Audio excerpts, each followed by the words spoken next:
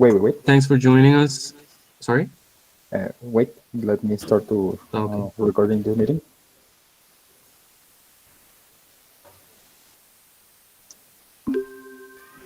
Ready. You can start, please. Okay. Good evening, everyone. Thank you for joining us in another talk of the Quantum and Classical Statistical Physics seminar. Today we have the topic Introduction to Quantum CPTP Maps and Quantum non-Markovianity, given by Dr. Gustavo Montes. Dr. Gustavo Montes received his doctoral degree from the University of Guadalajara. He has researches collaborations with members from this university and the National Autonomous University of Mexico. Nowadays, his research line is centered in quantum open systems. From those on YouTube channel, at the end of the presentation, Dr. Gustavo Montes will answer the questions you leave us. Once again, welcome everyone, and please enjoy the talk.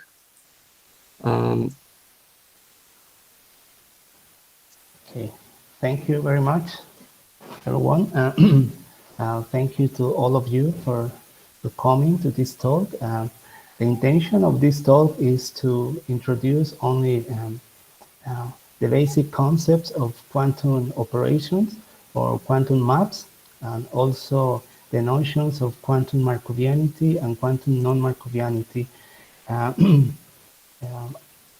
As I said, the intention is only to introduce the basic, the mathematical techniques. I'm going to leave for maybe other talk, or maybe for or another mini seminar of open quantum systems. Okay, the topics of this talk is about it's related about linear transformations. In first place, open quantum systems, dynamical maps, quantum processes, and of course, quantum Markovian and non-Markovian processes. I just want to remind to you the basic ideas about a linear transformation, because quantum maps is just very related. It's very related to linear transformation, as all we know. Okay? In our basic courses of linear algebra, we know that linear transformation is an operation that transforms elements from one vector space to another vector space. Yeah. For example, in this case, I have just a vector. This vector is composed. Sorry, can you hear my cursor from the mouse? Okay, thank you. Yeah. Thank you. Okay, I have this vector which has of course, two components. In this case, is in the y direction. In the x direction. The only we have the unitary vector x, and in the y direction we have the unitary vector y. So this vector is the sum of x plus y, just a very simple example.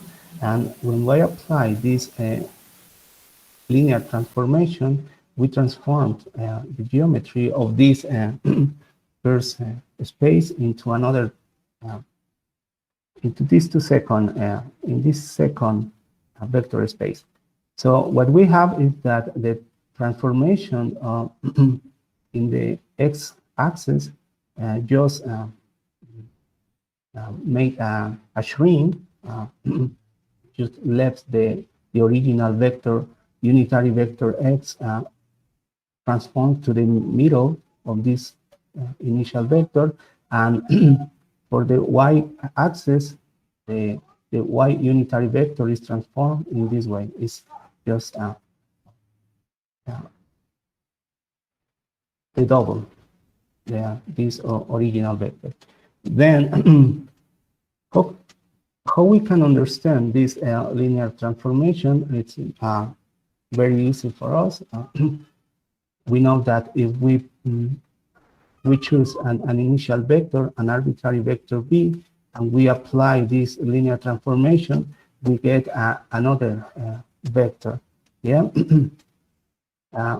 But how the linear transformation T operates over the vector? Basically, what the transformation T does is to transform the unitary vectors for the original vector B and oops, sorry. Transform the unitary vectors or the basis vector, and of course we obtain the final vector change. And this is the basic idea about the linear transformation, and it's basically the essential for understand the quantum maps or quantum operations. They apply the quantum operation, transform, in this case, another elements that we call quantum states, but transform quantum states in another quantum states. In the similar way as the linear transformation does for these two-dimensional vectors. Okay, if you look in Wikipedia for the definition of linear transformation, you obtain this basic and very fancy definition that we all know, maybe. I suppose a linear transformation has two conditions, or two properties that if you apply to a sum of two vectors, it's equal to apply the transformation to one of them. Yes, this is an additivity condition, and of course the multiplication by a scalar is also, it must be fulfilled also. Okay, this is the basic notions of linear transformation, and this is the basics for us because the quantum operations have a similar behavior in our quantum framework. Okay, another very interesting transformation is this that we call an affinity transformation. An affinity transformation transforms an initial vector in this way, where the A is a matrix. This matrix is the representation of a linear transformation plus a translation. I mean, an affinity transformation is composed by a linear transformation plus a translation. And we are, this is very interesting for us because in the quantum representation of the states, we have that the quantum maps transforms my quantum states in this similar way. Just to get an idea, an affinity transformation acts over the vector space in this way. Imagine that you have this initial circle. All the points of this initial circle are transformed over this affinity transformation in this way. Yeah. First, they apply a shrink the original circle in an ellipsoid. It could be rotated because a rotation is also a linear transformation, and after that, just apply a translation. Yeah, then this is the basic idea of an affinity transformation. Okay, but all these things are mathematics. It's not about the quantum operations, but they are very similar. They are very similar to what we get in the quantum framework. Okay. How do maps work in the quantum formalisms? The idea is the following. First of all, we need to consider this guy that is a Hilbert space. This Hilbert space is a vector space with some interesting properties, like inner product. It has also a metric,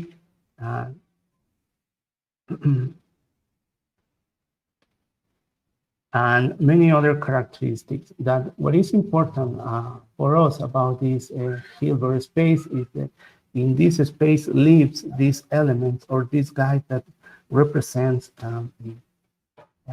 the possible configurations of our quantum systems. These elements or these guides that we call K states represent all possible configurations of my physical system.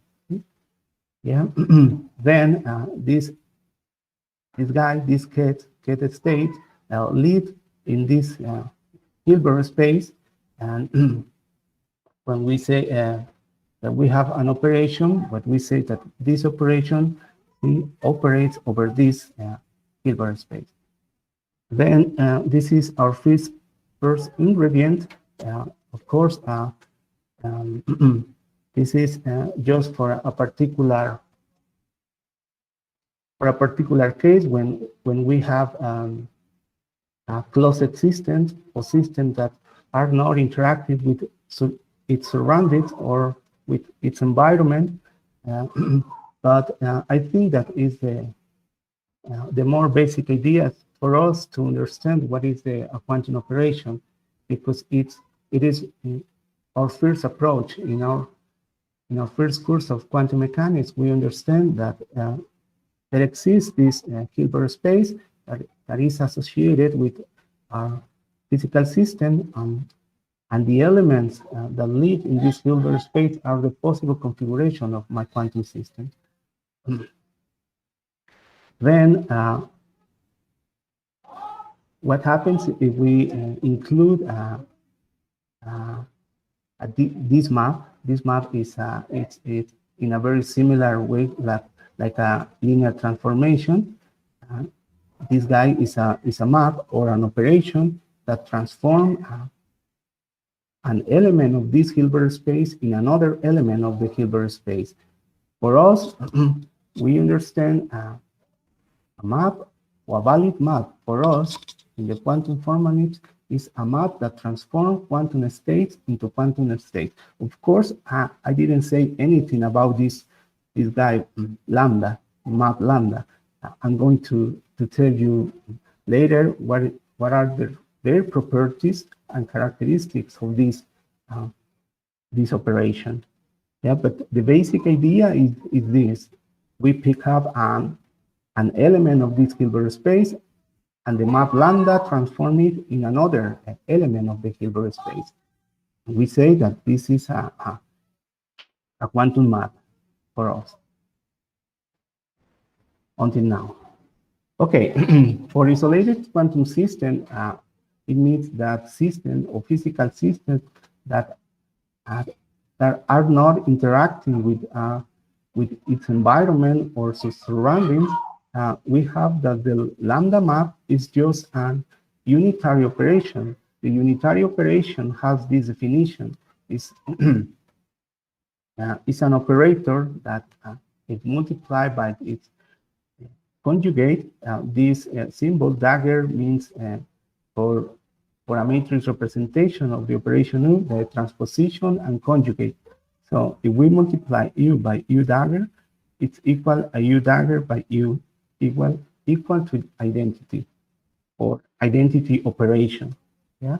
Then in isolated systems, our maps have defined here, as we understand in this slide, are just unitary operations that transform quantum states into quantum states. This is the basic idea. Okay. Okay, like a basic example, I have just here a 1 qubit system. For 1 qubit system, we have only 2 elements for the basis for the Hilbert space. I mean, every element that lives in this Hilbert space can be written as a linear combination of the elements of the basis. where these guys, C0 and C1, are complex numbers. Generally, are complex number that fulfills this normalization condition. Then what we have here is an image very similar that we have in a two-dimensional vector space, when the state C is just a vector with length 1, because this normal condition should fulfill. And and then every point of this circle represents a valid quantum state. Of course, you can put your quantum system in a classical configuration. For example, I could decide preparing my quantum systems or my qubit just in the state 0. This represents one of the classical states that we all know. If I prepare the quantum systems in the state 1, it's another basic state we have. We could have, but every point in the middle of this or outside from these two basic states represents a superposition of the elements of the basis. And okay, maybe this is not the more fancy representation for a qubit, but it's very simple and we can understand very well. Then, if my quantum system is represented by one point of this circle, one unitary evolution transforms this point in another point of this circle. Because remember that the unitary operation transforms quantum states into quantum states. And this is the basic idea about the operations in the case when we have closed systems or isolated systems. But of course, in the most general of the cases, our physical systems is interacted with its surrounding, interact with other quantum systems, interact with the measurement device, interact with a lot of things. And in this case, the quantum operation cannot be represented like unitary operations. Okay, here we go. For the theory of open quantum systems, we understand an open quantum system has a physical systems with quantum properties that interact with their surroundings, interact on many other things. In this case, we cannot represent the quantum operations by unitary operations. We need to construct or propose another formalisms that allow us describe the properties of my quantum systems in these cases. The basic idea is this. Suppose that my quantum system of interest, which I want to know its properties of characteristics, is the square with we shadow the square. This is my quantum systems, but at the beginning or at the beginning, it is completely isolated from its surroundings. Its surroundings we call just for simplicity the environment. Then the environment and my quantum systems are not interacting at the beginning, but it could be possible that we need to open our system to the environment or to surroundings, because it is necessary. If you have a physical system that it is completely isolated from its surroundings, the question is, how do you measure it? How can you know things about this quantum system if this system is completely isolated? You need to open the system to interact with your apparatus device, and you can measure them. But maybe when you open the system, you cannot have completely control over it. And then, interesting is interesting things start to happen. When we open the system, there are interactions between my quantum system S and its environment. They start to interchange energy or another things. For example, for the quantum systems, we know that my quantum system S could lose information, could lose coherence, besides loss energy also. Then the interaction between the quantum system and the environment could be very complicated, maybe. I don't know, but it could be very simple or very complicated. We are not. We are seeing some examples later about these interactions, but the basic idea is this, that when we open the system and the environment start to interchange energy, coherence, and heat, and other things, whatever. Yeah, that one of the things we need to know is how can describe these interactions. Okay, this is the basic idea about the open quantum systems. The question now is, what is the formulas that help us to describe the quantum systems? For example, in this case, when we open our quantum systems to interact with its environment,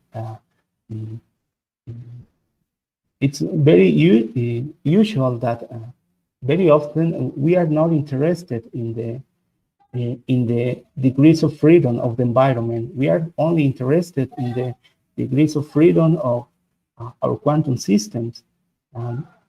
In that case, okay, let me say this in another way.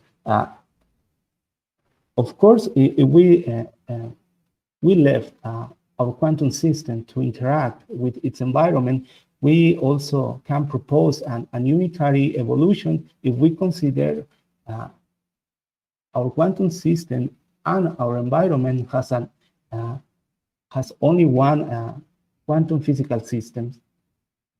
In that case, of course, we can evolve this whole or this complete physical system with unitary operations. But sometimes this environment it's a bigger system, much bigger, so much bigger than our physical system is.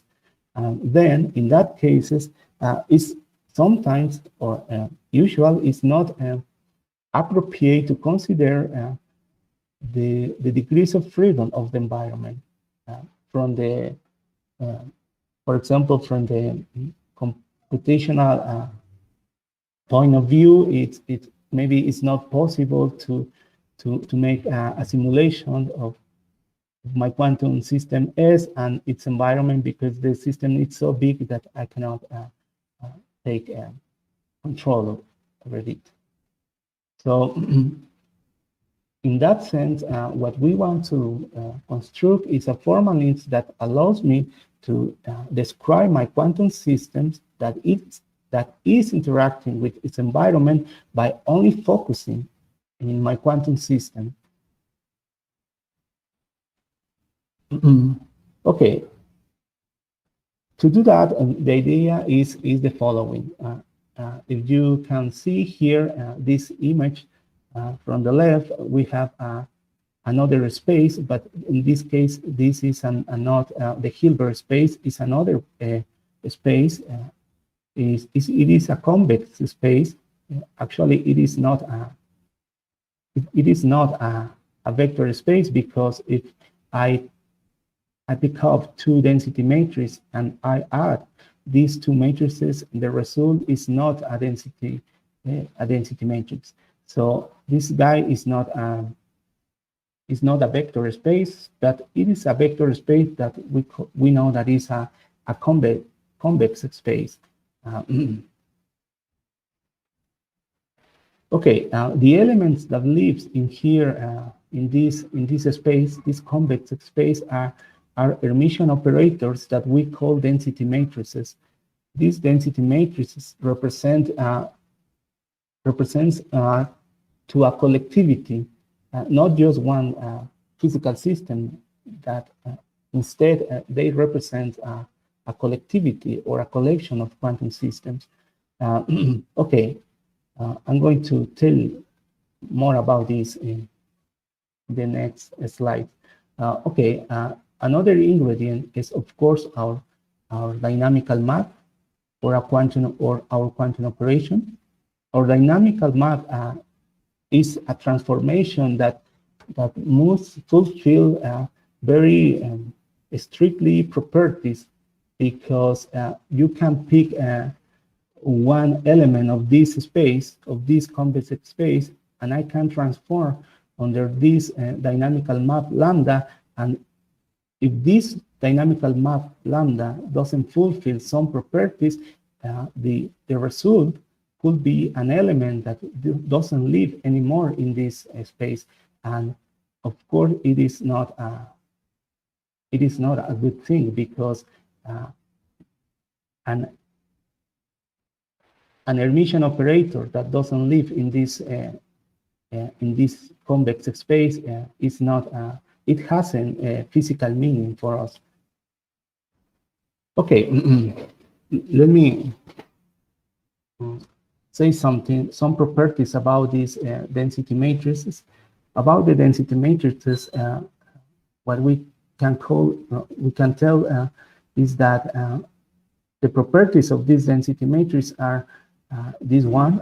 First of all, the trace of this density matrix is equal to 1, because the trace of this density matrix represent probabilities, and of course the sum of all probabilities in a quantum experiment must sum to the unit. Yeah. The second property of this density matrix is that it is Hermitian, as I said before. And the third one is that this operator must be positive. Positive means that if I do the inner product from this raw density matrix with every quantum state that lives in the Hilbert space at HS, this quantity must be bigger than 0, bigger or equal than 0. Okay, as you see, if the density matrix has these properties, of course, this dynamical map must fulfill some property. Remember, this dynamical map lambda transform operators from this subspace or this space into elements of this space. To fulfill this condition, this map must be fulfill the condition of completely positive and trace preserving. For sure, we use say CPT maps, but again, this letters means completely positive and trace preserving map. Then, if this map lambda is completely positive and trace preserving, it transforms density matrix into density matrix. Elements that live in this space in elements that live in the same space. Of course, it could be possible that we have a quantum operation that sends a density matrix from one space to another bigger space, but we are not discussed about this kind of operations. For now, a dynamical map is CPTP. It means that transform density matrices into density matrices in the same convex space. Okay. What is the concept of a collectivity? As you see here, we have a lot of birds that it forms this collectivity that maybe they interact with each one of the elements of this. I don't remember how it called Barbada. Okay, but but in the quantum case, we have a similar notion of a collectivity. The collectivity in the quantum framework is a collection of quantum systems with similar characteristics and properties. What I mean is the following. Imagine that we have a quantum system A, and we do many copies of this quantum system. Then this quantum system is represented by some K state that lives in our Hilbert space. The second copy is represented by another quantum state, and so on. Then we can construct our density matrix in this way, like the sum of these weights by these projectors made by these quantum states. The meaning of the weight omega j, it's equal to the number of copies in the state Cj. I mean, we look for how many copies of this collectivity are represented by the same quantum state, and we divide over the number of copies in our collectivity, and this gives me a probability, and we put here in this construction for the density matrices. Of course, we assume that this number n is so big. Between more bigger, our statistic is much better. Yeah. Then now we have I think that a very clear notion what it is a density matrix. Yeah. It could be possible that all these copies of our collectivity are represented for the same physical state, quantum states. For example, if A1 is represented in for the ket C4, and all the copies also are represented for the same state C4, here our density matrix, we say that we have a pure ensemble, because all the copies or our collectivity are represented by the same quantum state. I think that I forgot put here one condition is that the sum of all omega j's is equal to 1, because of course these are probabilities. Yeah, it's the probability of occurrence that this event happens. And then I forget here, put the sum of all omega j's are equal to 1. Yeah. And okay, and then we have a pure ensemble if all the copies of our collectivity are represented by the same quantum state. In other case, we say that we have a mixture of the states. Okay. Okay. What does it mean that a map is a CPT map?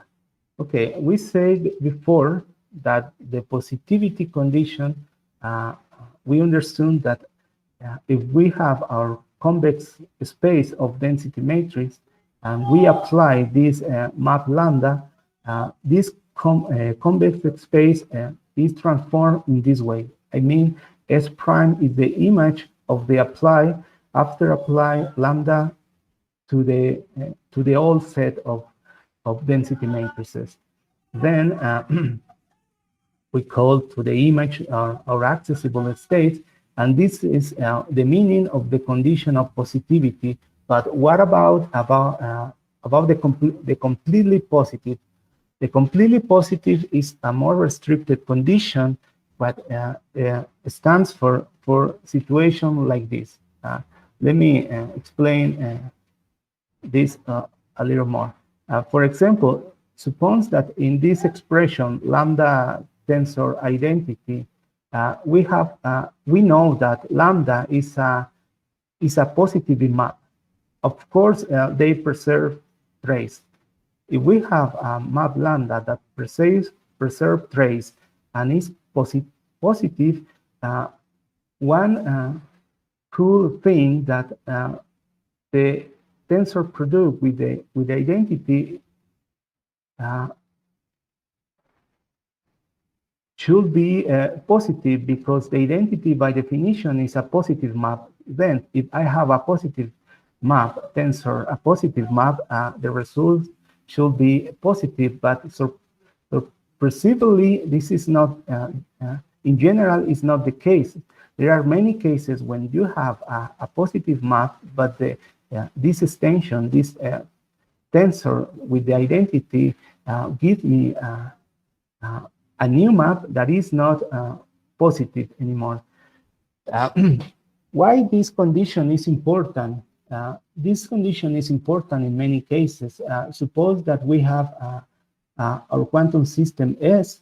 This quantum system S is interacting with its environment, the environment E, and then we know to measure our quantum systems. So for that, we need to couple our quantum system to our apparatus device. We usually call this another. Of course, the apparatus device is another quantum system. We call generally we usually call this an ancilla system. We couple an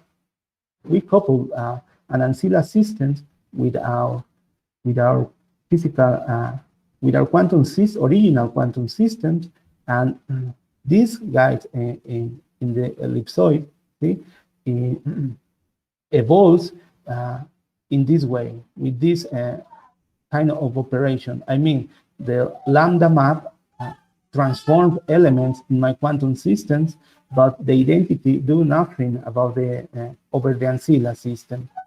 In this case, we need to ensure that this operation, lambda tensor identity, must be positive also. Yeah.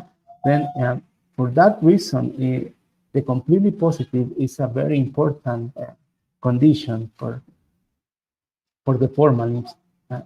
It is not enough just to check the positivity condition. It's also necessary to check the completely positive condition. Okay. We have another QB example, and for that case, I have just the block vector representation for qubit systems. In the case for the cubic systems, any density matrix can be written in this shape. Any density matrix can be written like 1/2 that multiplies the identity plus this dot product. In the first place, we have this three-dimensional vector with length less or equal than 1, and this vector sigma is just the Pauli sigma, the Pauli matrices. Its components are only just the Pauli matrices. Then for qubits, we have a very fancy representation for the density matrices. This is like a block ball, a ball with radius 1, and every point of this ball over the surface of this ball represents a pure state, but the points inside of this ball represent mixture or statistical mixtures. Let me show you just one example. Imagine that my original space is my original convex space is the bigger sphere in the left. Is a sphere with radius 1, and then every point of this sphere, of this surface of the sphere, represent pure state, or just a quantum state, what we as we know. But the points inside of this ball represents a statistical mixture. And I mean the smallest ball that is inside in a different color represent every point of this ball represent a statistical mixture. And of course, the transformation it depends of the dynamical map that we apply. So for this case, we apply a map like this kind of the depolarizing channel that transform every point in this ball into for long times in just 1 point. I mean, takes every point of this ball and transforms to the maximal statistical mixture that is just the center of the ball, the center of the ball. This is the center of the ball is the maximal statistical mixture. We have on the right we have another example, a different example when we apply a different dynamical map that this shrink the sphere just in the C direction, but left I think that left the X direction without changes, and we create this ellipsoid that, as we can see inside of the big ball. Okay, these are our very simple examples about what happened when we apply dynamical maps over these density matrices. But what happened is that the points of this ball are transformed. It could be transformed in another point of the surface, or maybe in a point inside of the surface. But it's not physical acceptable. It's not physical acceptable that one point of this ball transform in a point outside of this one. It means that points outside of this sphere of this ball are points that not represent physical situation. Okay.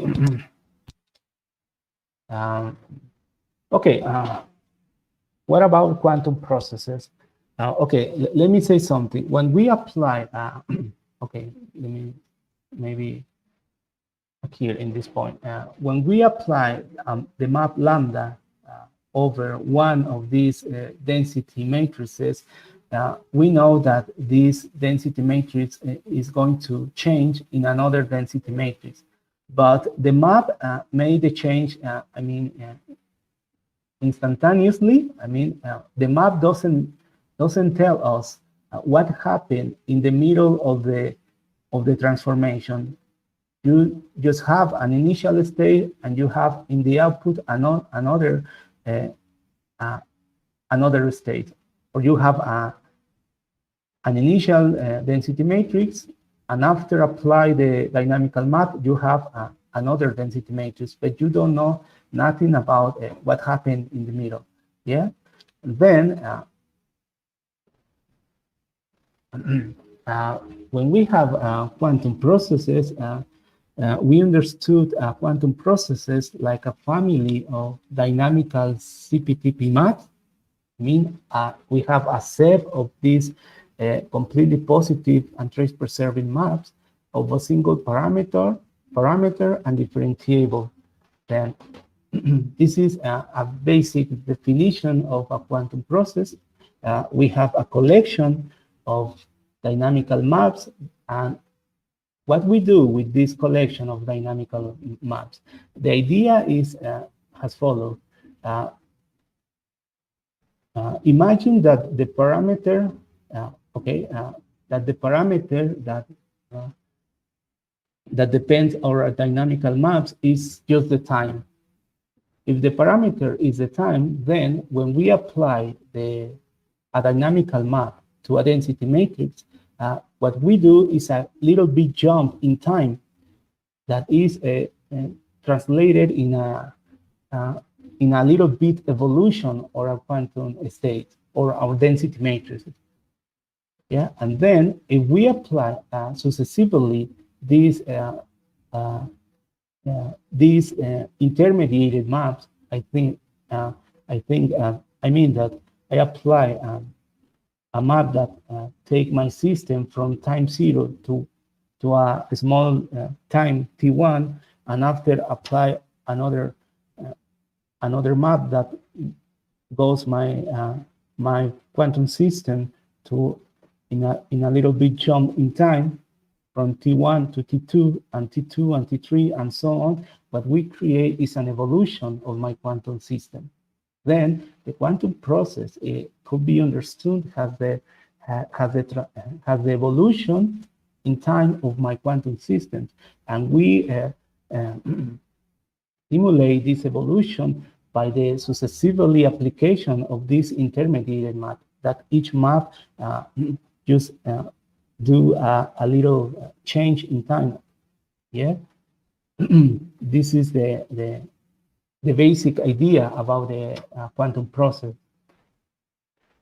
Then here we arrive to an interesting concept, that what is a Markovian and non-Markovian processes. We cannot say if a dynamical map is Markovian or non-Markovian. We say that a quantum process, is Markovian or non-Markovian. Yeah. Then, or in other ways, we say if an evolution of my quantum system is Markovian or non-Markovian. Then, unfortunately, for a difference from the classical stochastic processes, where there is a very clear definition of Markovianity, in the quantum case, there is now a unique definition of a quantum Markovian processes. The most usual or the most popular, if I could say in that way, concept of Markovianity is related to an idea or a concept called divisibility.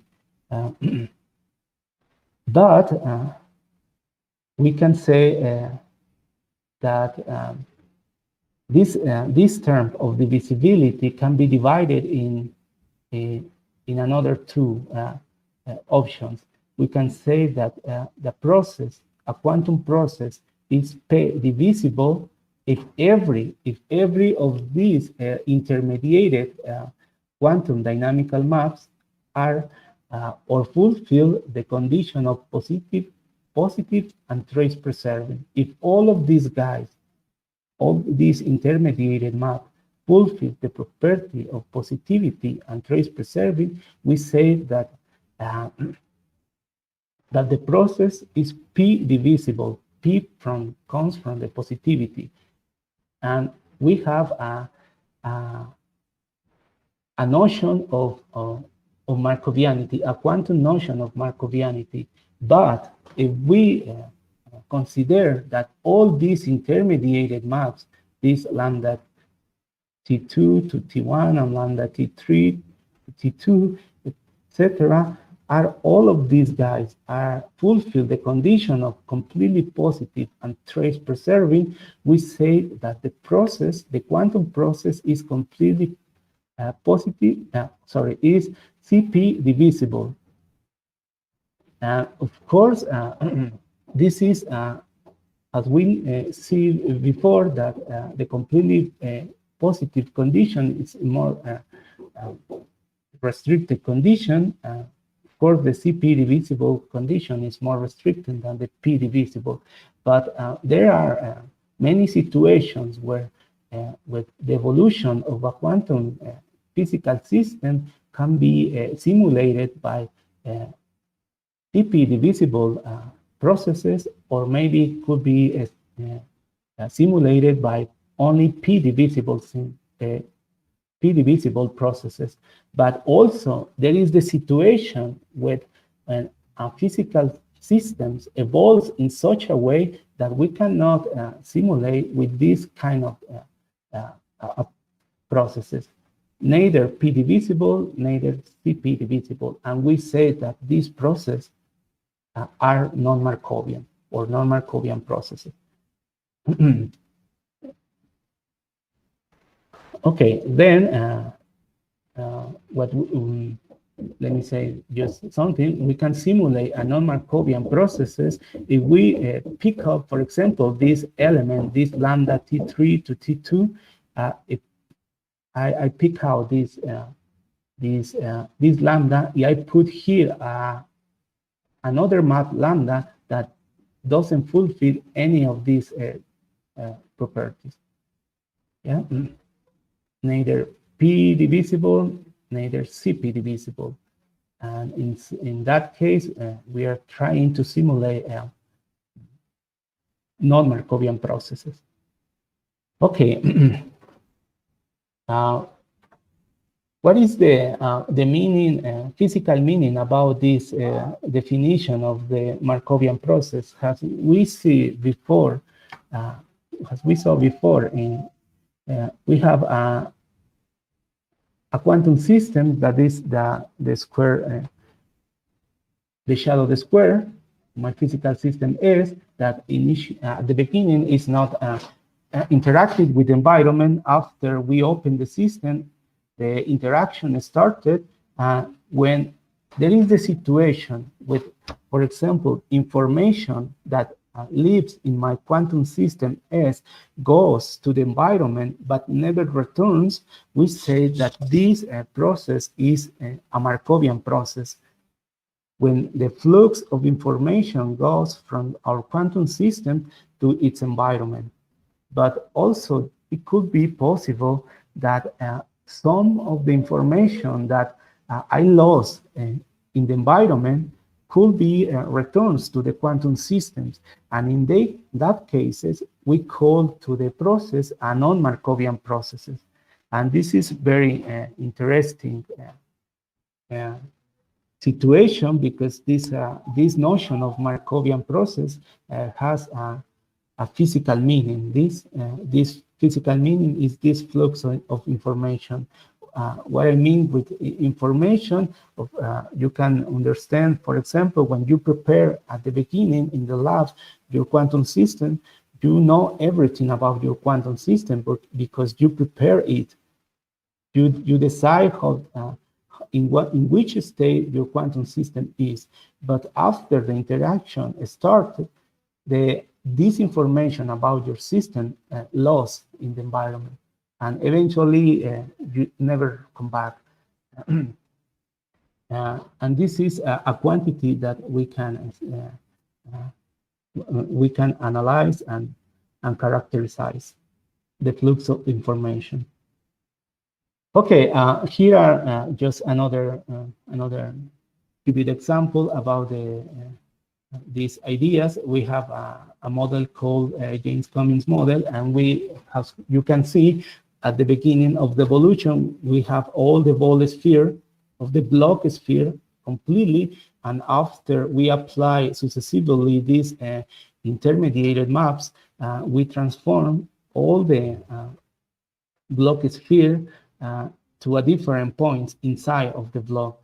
But if you can see, just there, sometimes the block sphere try to increase again, and in these cases, when the block sphere is increasing, the process is non-Markovian. When the block sphere or the block ball is just shrinking, compressing, we have a Markovian process. But when it increases a little bit, then the process change and is non-Markovian process. It means that we recover some information that initially it was from a quantum system. Okay, I almost finished. Okay, the principal idea that I want to clarify with this talk is that the formalisms of open quantum system, it's more general than just the first one that we saw the unitary operation. The unitary operations only only works for systems that are completely isolated. But when you open the system, the unitary operation cannot describe the evolution of my physical system. For that, we need to introduce a new formalism, that is the open quantum system formalism, and we have two important ingredients: the density matrix that represents the collectivity, all these copies of my quantum systems, and we do statistics with this density matrix, and we have these dynamical maps that transform this density matrix in another density matrices. In the right hand, we have the classical world, and in the most simple cases, in the classical world, we can represent the stochastic operations in a very similar way that we have in open quantum systems or unitary operations. In the most basic cases, we can represent, for example, our physical system with a probability vector, and this probability vector is transformed by a stochastic operation. And then the stochastic operation transforms probability vectors into probability vectors. Then there are many cases when I can express all of these cases. Since classical stochastic maps or classical stochastic operation until unitary operations can be described by the formalisms of open quantum systems. Let me just put another example, my final example, when we have these two cases, a random walk, when we have assistants that can only take a physical system that has many positions, these fixed positions, and we have, for example, it could be an electron, for example, that jumps in these positions, but these jumps are randomly with the same probability jumps to the right, and with the same probability jumps to the left, and so on. What we have, oops, for the other. In that case, at the beginning of the evolution, we have that in the position 0, for example, if we have our particle just in this position, the probability to find the particle in the position 0, of course, is 1, because at the beginning of the evolution, we absolutely know that this is the situation. But let me try to make a simulation. What happened when the system starts to evolution? As we see, the probability that the particle goes to a certain distance from the initial position start to increase. But for the classical case, we have this Gaussian Gaussian shape of the probability. Yeah. But if we do the same thing with these unitary operations, what we observe is what we happen is that the probability that the particle arrives sites far from the sites, far from the initial position, are bigger and bigger, and it is very interesting for some areas like quantum transport. The quantum transport, if my particle is an electron, the electron goes far in the case of the quantum evolution. Unfortunately, I lost my data about the middle case, that is the case of open systems, and we observe a curve between the blue and the red, yeah, because it's an open system, it's in the middle of the two evolution. The blue is the string cases when we have a unitary operation, and the red one is the string the another extreme cases when we have used an stochastic operation. And of course, in the middle cases, when the system is open, when the system interacts, it's a quantum system, but interacts with its environment, the curve should be in the middle of these two deviations from in the middle of the blue one and the red one. Okay, I think that it is all. Yeah, it is all. Thank you very much. Here you are, some basic reference, or if you want to know,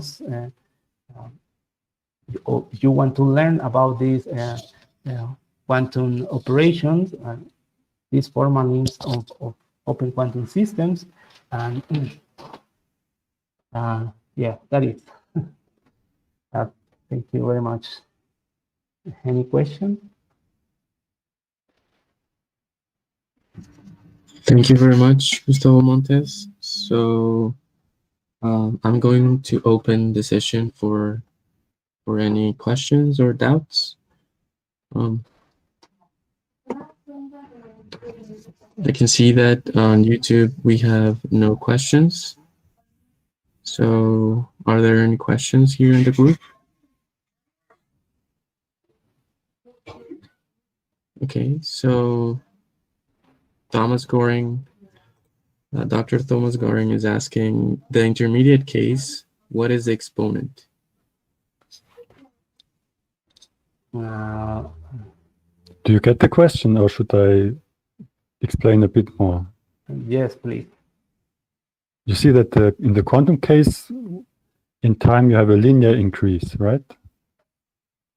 Of the standard deviation, say. Yeah, yeah. In the classical case, it goes like square root of t. Exactly. Now you said in the intermediate case, it's intermediate, but so for instance, it could go linearly, but with a coefficient which is smaller than in the quantum case. Or it could have some different exponent, right? It could be, say, not 1 and not 1/2, but it could be 3 over 4, for instance. Yeah, maybe. I actually don't remember exactly the exponent. I think when I lost my data in this case, but yeah, yeah, I don't remember exactly what is the exponent of in this case. But do you remember whether it's different from 1 or from 1/2?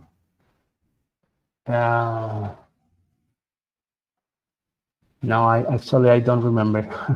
Okay. Thanks, anyway. Yeah. Sorry. Okay, so Dr. Soham has a question. Yes, please. Okay, I have several questions, but maybe the main question is related with what Thomas was asking. So precisely from your graph, so we have a quantum walk and the classical walk, right? So of course, the quantum walk is not the quantization of the classical walk. So do you mean by this intermediate system means this quantization of the classical walk? Or in the other word, what will be the quantization of classical walk? No, yes, what in the picture I show you, let me put here. Oops, it doesn't evolve anymore. Okay, let me.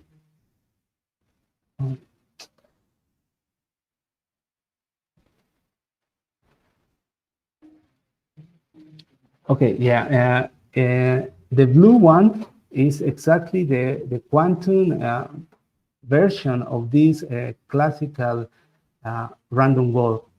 Yeah, of course, to do that, we need to enlarge our physical system. We need to apply the worker with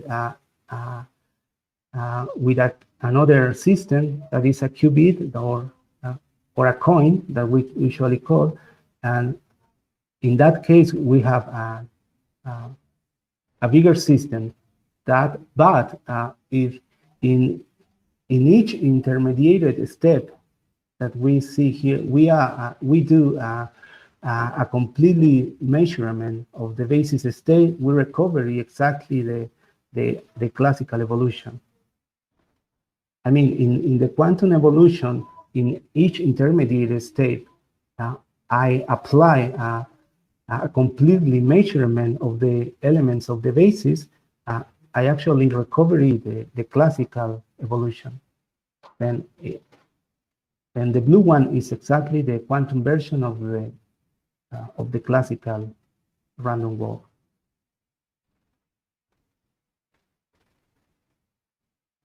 I don't know if it answers your question. Right. I have another question. Yeah. So you talked about this convex space, right? Which is a collection of, I guess, which is the collection of these density matrices. Yes. So can you give an example when it can happen? Because a density matrix present your entire ensemble, right? Yes. Represents one collectivity. Yeah. So when we can have a collection of density matrices, like a convex space, a physical example of that. Because your map is actually changing this convex space, actually mapping Yes. one convex space to another, right? Yes, but if you have a convex combination of density matrix, you can write in some similar shape like this one, yeah? With different probabilities. I mean, if I have row 1 and row 2 and row 3, and I make the convex sum of these all these density matrices, I always can write in this form.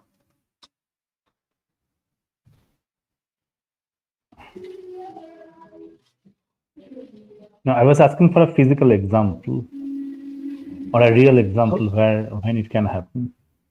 Okay, what did happen is that, for example, imagine the situation when you prepare all your copies or your quantum system in the same physical, in the same quantum state.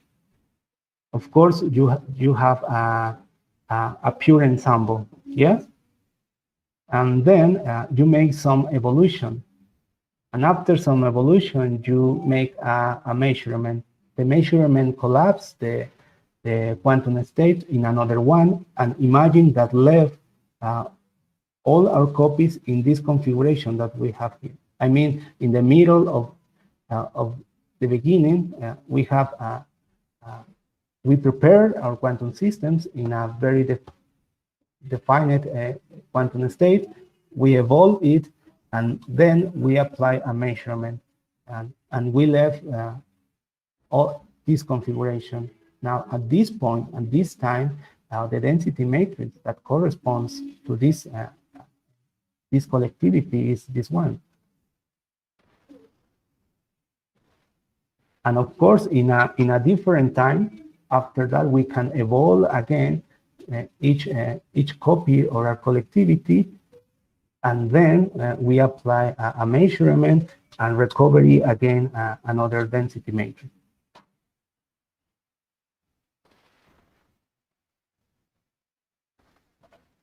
Okay, thank you. Okay.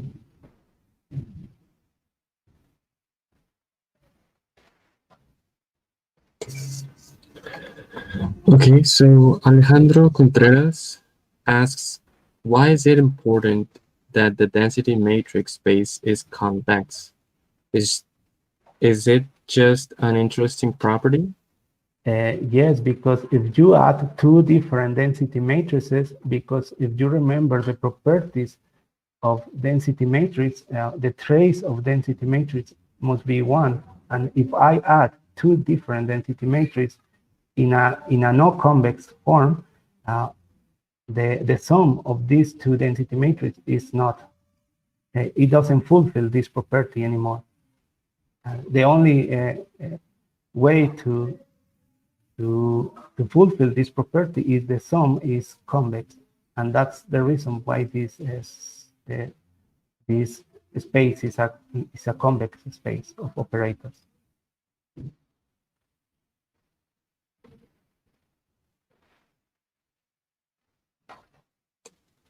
Okay, thank you very much. So does anybody else have any question?